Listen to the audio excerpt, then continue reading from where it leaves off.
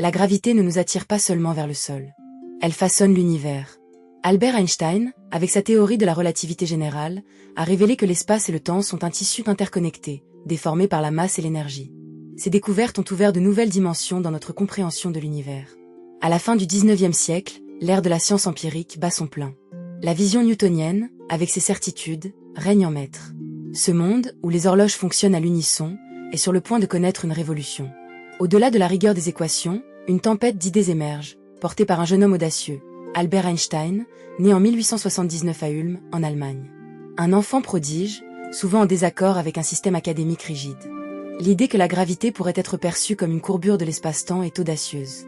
Publiée en 1915, la relativité générale remet en question des siècles de compréhension. Au lieu d'une force agissant à distance, Einstein propose que les objets massifs, comme les étoiles, courbent l'espace-temps autour d'eux. Imaginez un trampoline déformé par une boule de bowling. Les petites billes s'en approchant seront attirées vers cette déformation. C'est ce qui se passe dans notre univers. Cette théorie transforme notre perception de la réalité. L'espace et le temps ne sont plus fixes, mais flexibles. Les événements ne se déroulent pas de manière linéaire, mais peuvent être influencés par la gravité et la vitesse. Cette perspective nous pousse à explorer des questions existentielles sur notre place dans l'univers. Les implications de la relativité générale touchent à la philosophie et à notre conception du mouvement, du changement et du temps. La relativité générale n'est pas seulement une série d'équations complexes. C'est une porte ouverte sur un monde d'idées, où chaque découverte fait écho aux précédentes. En 1919, lors d'une éclipse solaire, les astronomes, armés de télescopes, scrutent le ciel. Les observations révèlent une courbure de la lumière des étoiles, confirmant ainsi la théorie d'Einstein. Ce moment marque un tournant historique, validant la vision audacieuse d'un homme. Les applications pratiques de la relativité générale se manifestent dans notre quotidien. Des technologies modernes, comme le GPS, reposent sur ces principes. Mais l'héritage d'Einstein va au-delà des découvertes scientifiques. Il réside dans l'inspiration qu'il suscite. Sa quête de vérité, son insatiable curiosité et sa capacité à rêver d'un univers plus vaste nous poussent à réfléchir sur notre existence. La relativité générale est une invitation à l'émerveillement, un appel à comprendre le monde qui nous entoure. Au début du XXe siècle, Albert Einstein, avec son esprit foisonnant, se tenait sur le seuil d'une révolution intellectuelle. Il osait remettre en question les fondements de la physique. Son audace, celle d'un visionnaire, lui permet de percevoir des vérités invisibles. Dans un contexte de bouleversements politiques et sociaux, l'Europe stagnait sur des principes établis, jusqu'à ce qu'Einstein bouscule cet équilibre. Né en 1879, Einstein peinait dans ses études, souvent en désaccord avec les méthodes rigides de l'éducation. Sa curiosité le poussait à explorer des questions métaphysiques. Ce besoin de liberté intellectuelle le mena à quitter l'Allemagne pour la Suisse, où il décrocha un emploi au bureau des brevets.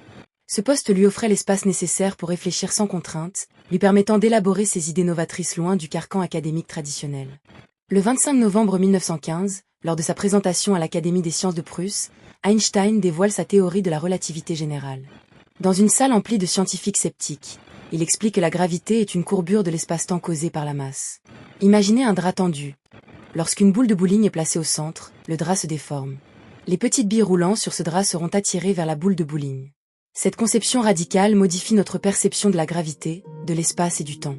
Les conséquences dépassent les frontières de l'astronomie.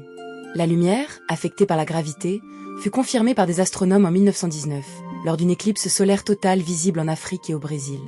Les images capturées par Arthur Eddington et ses collègues révèlent que les étoiles, situées derrière le Soleil, semblent se déplacer. La lumière de ces étoiles, déformée par la courbure de l'espace-temps, semble se plier. Cet événement propulse Einstein au rang de superstar scientifique, transformant un homme de lettres en un icône mondial. La confirmation de la relativité générale ouvre une porte vers des questions plus profondes sur la nature de la réalité. Mais le chemin d'Einstein n'était pas exempt d'obstacles.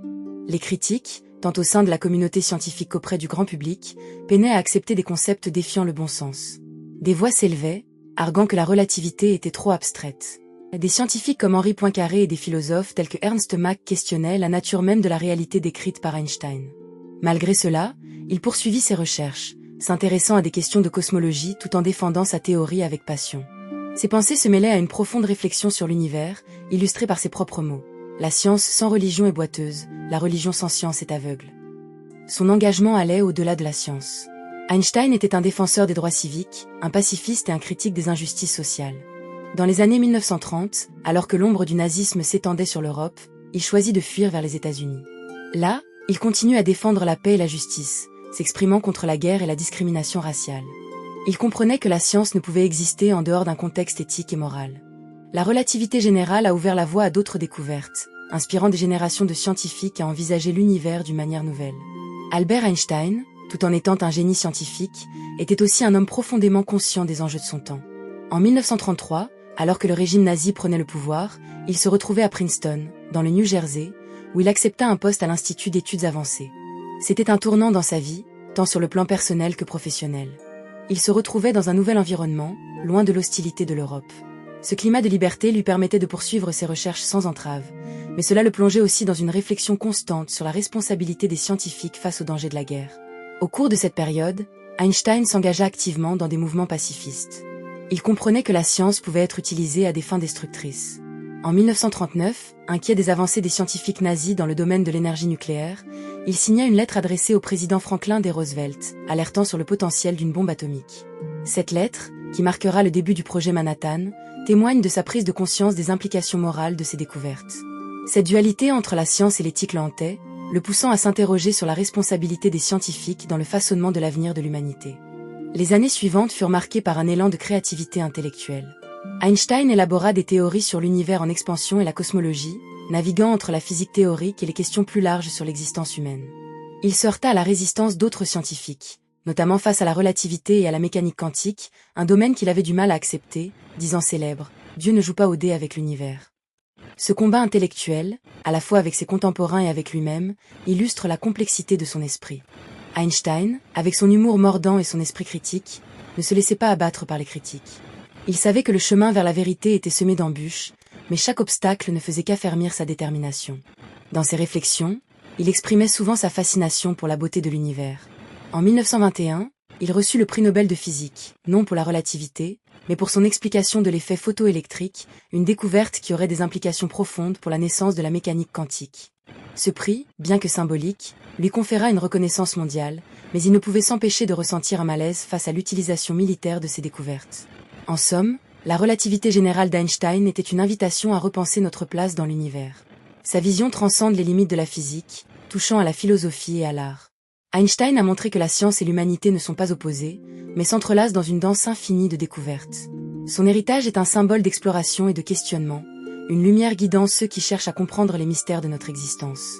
La relativité générale, au cœur de son œuvre, a redéfini notre compréhension de l'univers, capturant l'imaginaire collectif et prouvant que la science peut changer notre vision du monde.